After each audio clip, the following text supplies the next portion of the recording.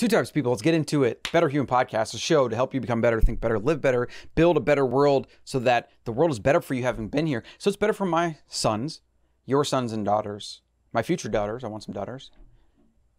But like, look at what's going on with this consolidated, centralized, want to control everything for the good of the environment, depopulation agenda, great reset, complete and utter bullshit.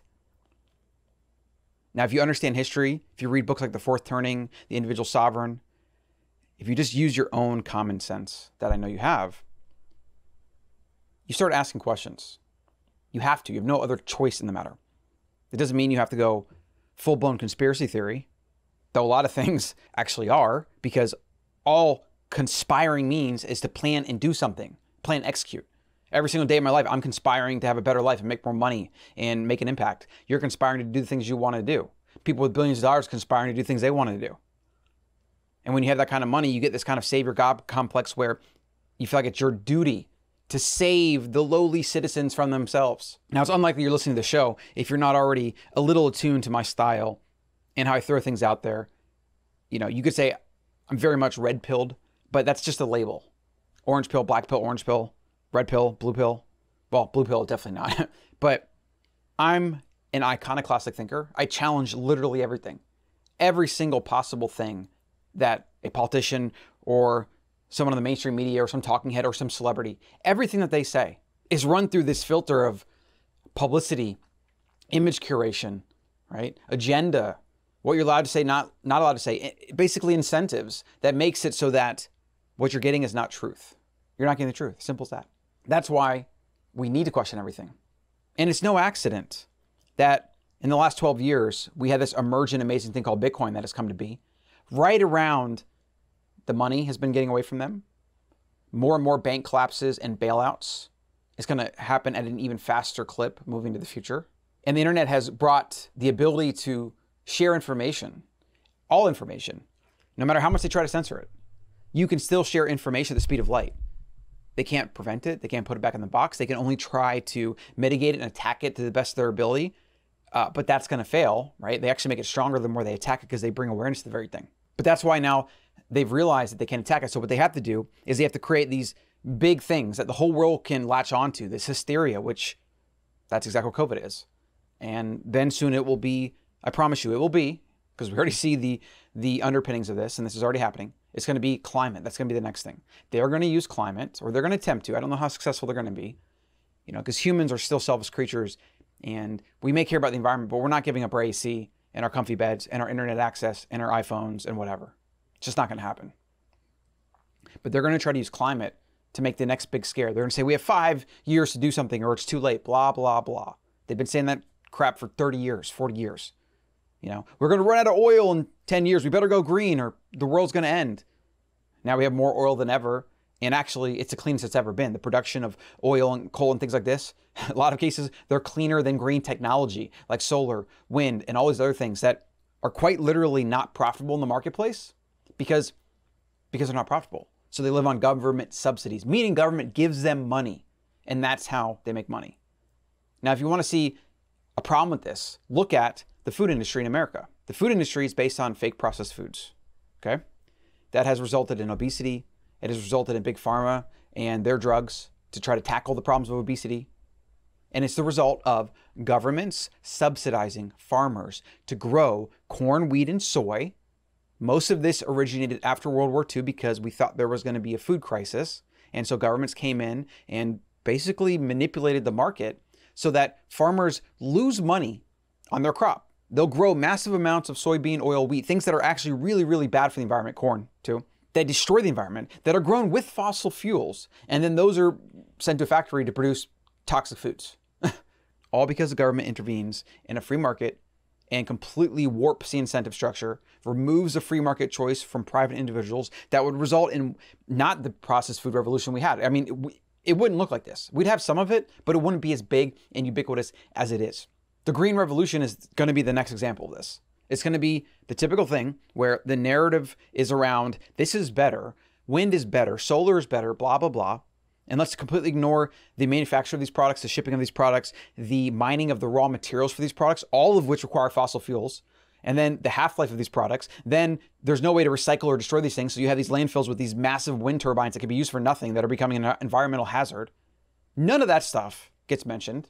It's just about green and ESG compliance and better for the environment and blah freaking blah. Now, today's topic is 2 types of people in the world, but I got to give you a dose of Colin. Because if you're new here, you may not have had a dose, so maybe you're not prepared for what's coming, or maybe you don't belong here. But you know, I don't know if that's really the case because I want you to be here. In fact, the irony is if you don't belong here, this is exactly where you should be, because I'm going to challenge you and I'm going to get you thinking for yourself, which is ultimately what all humans should do, especially in the world today. So the Better Human podcast is about helping you become a better human, right?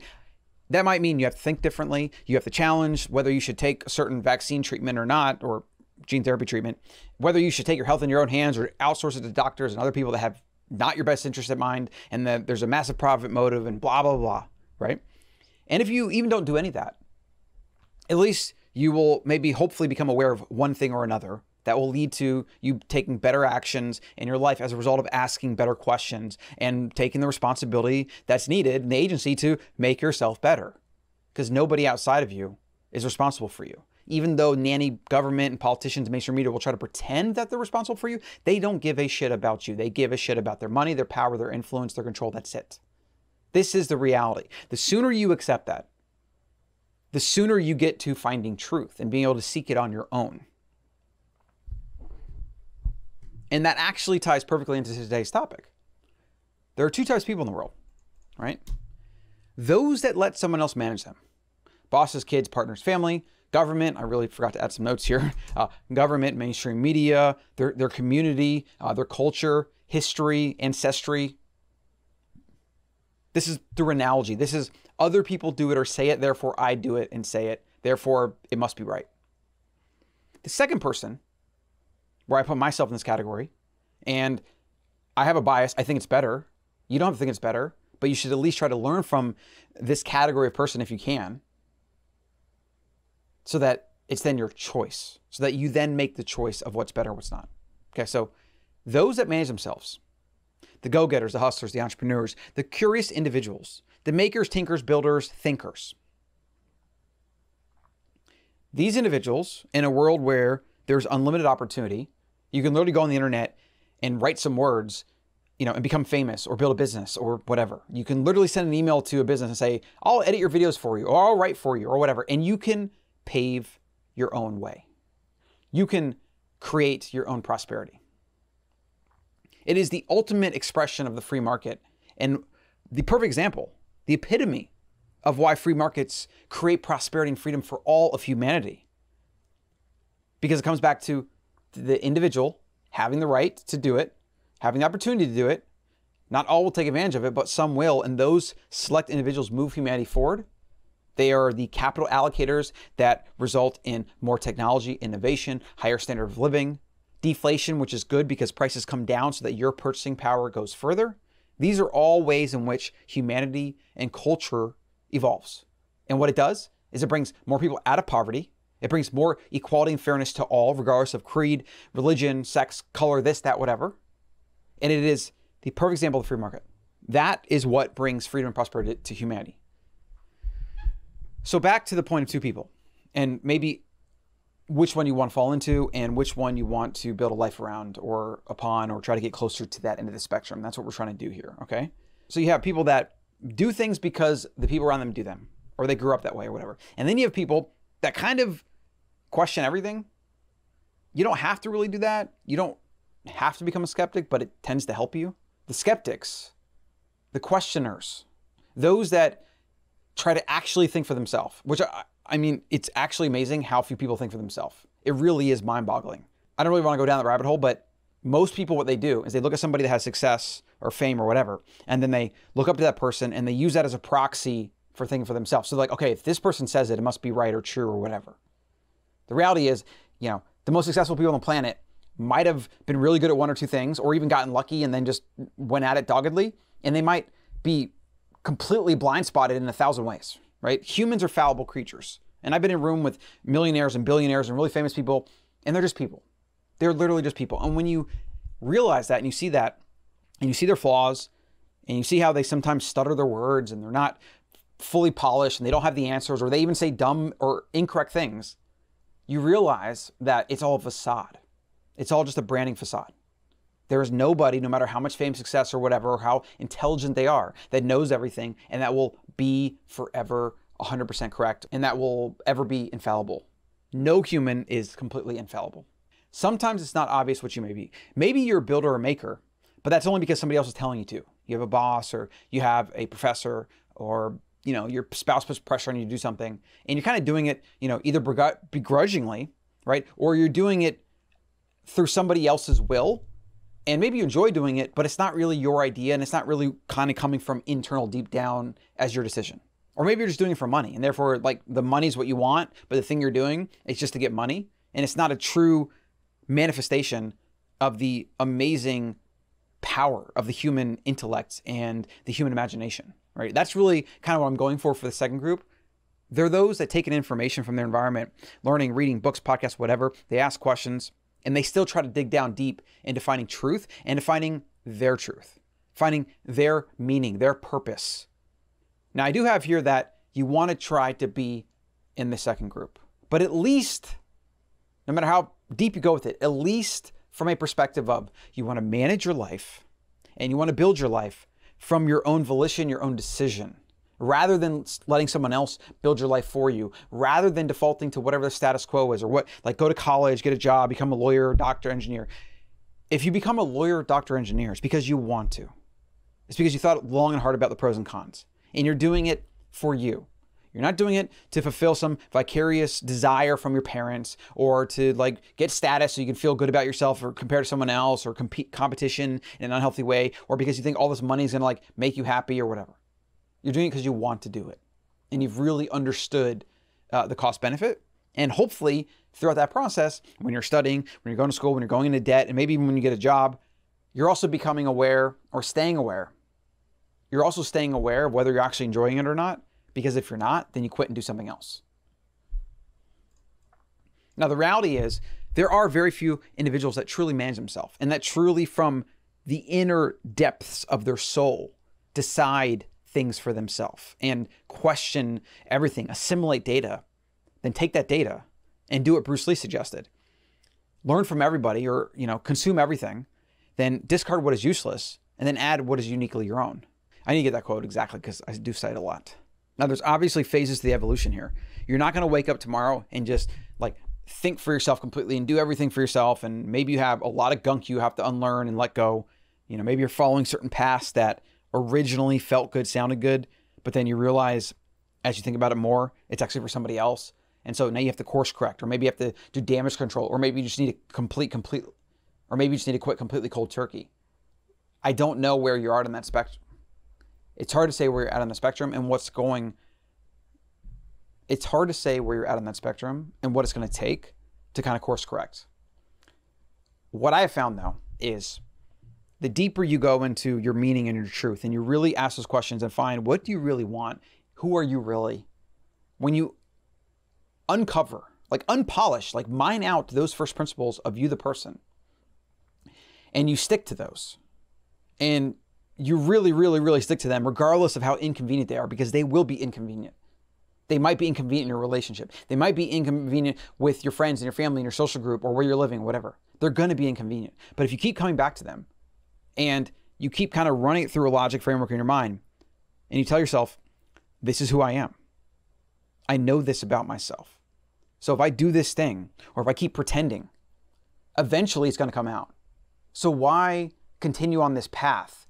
Because I'm just afraid to tear the Band-Aid off, or afraid to tell that person or people or whatever that I'm not going to do this, or I don't want to do that, or whatever. The longer you try to just, let it go, or like manage it or mitigate it, the worse it's going to be later on, and the harder it's going to be. Well, Tony Robbins talks about this a lot. He says change happens in an instant. It's just people take, years to get to that point where they're finally ready to make that change. When you make the decision, everything is clear and obvious. And most of what we struggle with is not coming to that decision, not having clarity on exactly what we want to do, right? We kind of weigh the pros and cons. We get afraid of this and that. And, our ego and our bias keep us Not sure. But when you get through that, when you do the deep investigative work that's needed to identify your deep inner principles of who you are as a person and how you're going to live your life, it's like learning something, a truth that you can't unlearn. Like when you discover that 1 + 1 = 2, you cannot ever, ever make 1 + 1 = 3. You got to get to your inner principles, and then you have to defend them. You have to defend them to yourself. And once you can defend them for yourself, that's how you start defending them to the world. And yeah, in some cases, you will have to defend yourself to the world. That depends very much on your personality. Now, I've observed a lot of people over the years that aren't very good at doing this because for whatever reason, it's just their personality. I am a type that I just straight up tell people, I don't beat around the bush. I can be harsh at times. Not everybody can handle my flavor of tea and personality, and that's fine. I've learned to mitigate depending on the social situation here and there, but I'm ruthless with who I am. And if something comes at me and I feel like it's wrong, I don't care who's fucking around me. I'm going to tell that person. I don't care if it's President of the freaking United States sitting in front of me and he says something stupid. I mean, ideally, I'd like to think I would tell him that I disagree with him or whatever. But, you know, it's hard to say. But generally, like in most instances, I'm not self-censoring. I'm not trying to like analyze what this person may or may not think and like whatever. I'm aiming to be, not perfect with this, none of us are, but I'm aiming to be 100% my true self based on my principles that I have long ago identified and that I'm doing my best every single day to live by. And I want you to do that as well. I wish that for you. I hope that for you. But as it goes with anything on the Better Human Show, these are never easy step-by-step checklists or, you know, you can't just like wake up one afternoon and that's it. You can definitely decide. Like if you want to decide to live truly for yourself, you make that decision, then that is that foundation. That's that rock that you have to stand on for everything moving forward.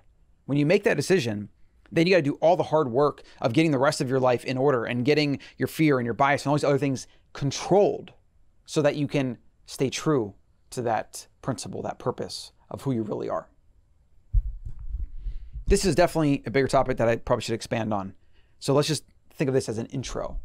You want to be that second type of person that lives truly from inside of who you are, those identified principles, and then you do everything you can to reinforce those in your everyday life. That's going to be it for today's show. Support the show by checking out one of our favorite brands here. And a good friend of mine runs this, Barton Scott, upgradedformulas.com. So I take the upgraded magnesium and potassium as well as the boron and iodine. I love that. It's my daily stack. I did the hair test, got those results back, saw that I had a lot of potassium. I needed magnesium as well. I had high mercury. And there was a couple other things with like the heavy metals and the load and things that Barton needed to basically explain to me what my strategy was for combating them. But it was a kind of a liberating thing where I actually saw what was going on in my body. So I highly recommend the hair test and then getting like a baseline magnesium, iodine, maybe like a boron, because these are things that are all deficient in most people. And then once you get your test back, you optimize for like, wow, I definitely need a lot more of this, or wow, I need more sodium, or wow, my potassium is high because that means that my body is holding on to it. So I actually paradoxically need more potassium. Really fascinating. And we got a special for the show, 50% off. If you go to upgradedformulas.com, use code BETTERHUMAN over at upgradedformulas.com for 15% off your entire order. I recommend the test, and at the very least, get the stack and the iodine and the magnesium and make that a daily routine. You won't regret it. That's it for today. Get on the Better Human newsletter over at colin.coach, and I'll see you in the next one.